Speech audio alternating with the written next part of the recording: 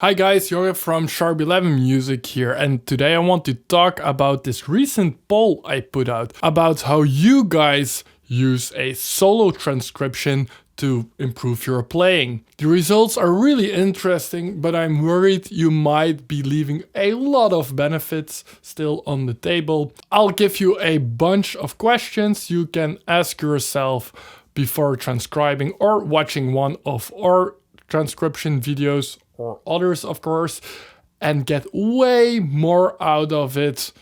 Are you ready? You might want to take something to write it down on, because these will be quite some.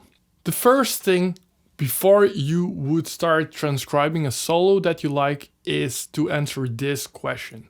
What do I want to get out of this?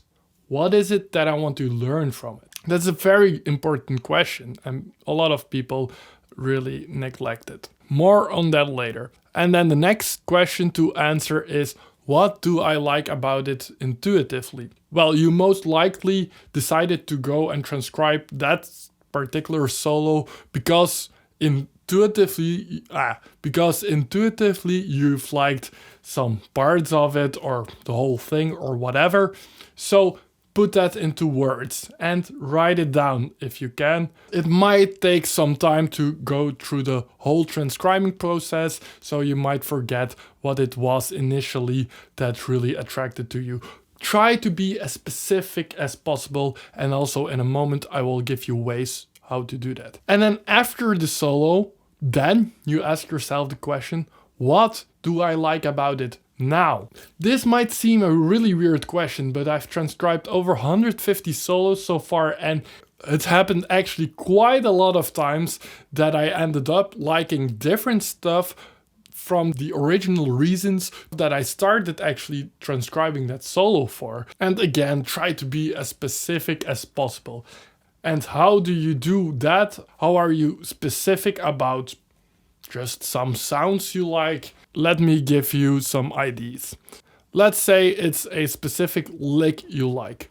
What do you like about it melodically?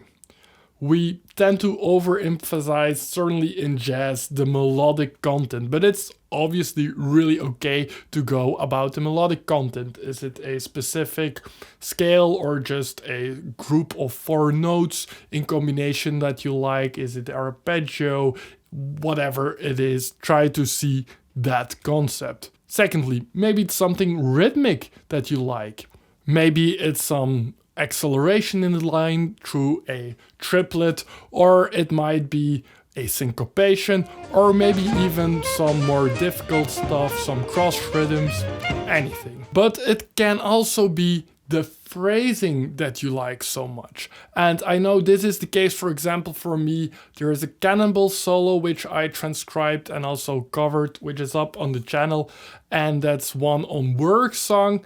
And I mean, I just love how Cannonball is articulating everything and how he sounds so bouncy, if you know what I mean. And to try to get that into my playing, I really notated as specific as I possibly could be the articulations and try to copy that as good as I could at that moment. And it's not that I don't like the melodic content, but the thing that I really wanted to get out of it was actually the articulation. But maybe it's the sound or even the intensity of the sound. For example, a lot of saxophone players want to get into the intensity of the later Coltrane sound. This, of course, could also be transcribed or copied through not even writing a transcription down, just to copy the intensity and the general vibe of that solo. You don't need to always write it down. For some specifics, it might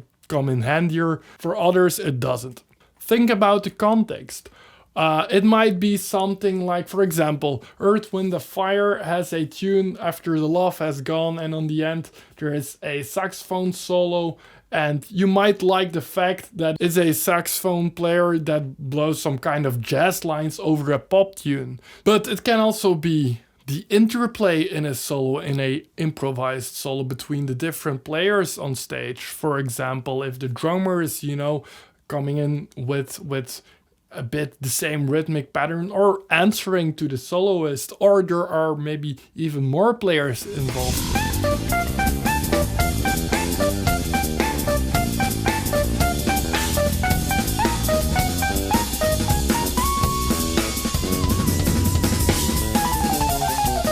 But maybe it's the general placement of the notes. For example, there is a Paquito de Rivera solo, Calzado del Cerro, something like that, which I transcribed not too long ago, and Paquito is so laid back. I don't know anybody who's that laid back, and even not only laid back, but in that super free kind of Latino way. I cannot describe that differently. I've played with people from Latin America, Cubans, and they really have a different kind of way of experiencing rhythm and how to place notes and place that, it seems, everywhere in between all those rigid points we have in Western music.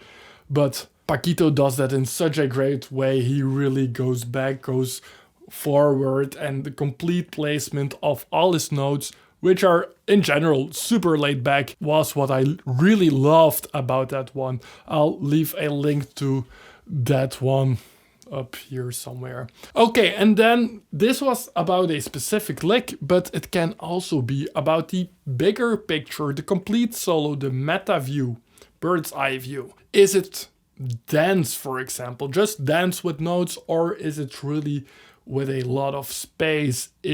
What's the balance between tension and release, let's say melodically?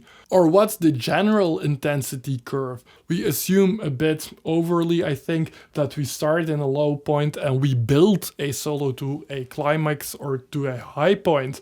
But it can also be that it's just really flat, and it can be a great solo, or it's kind of a wave, or it can start really high and be really laid down at the end of the solo, or, you know, there are so many variations you can think of, and they all can be great. I could go on for many more of these little parameters, but you start getting the idea by now, I think. One last thing I want to share with you is not something I can put in a certain category, but there was one time in a solo that actually Timothy transcribed, a guitar solo by Tim Miller on a Yannick Gwisdala tune from Live at the 55 bar. I think it was the tune called Culture, and he plays the solo, and the context of that solo is that it's kind of a high energy and higher tempo groove in the background, but he has a great sound. He plays very diatonic inside,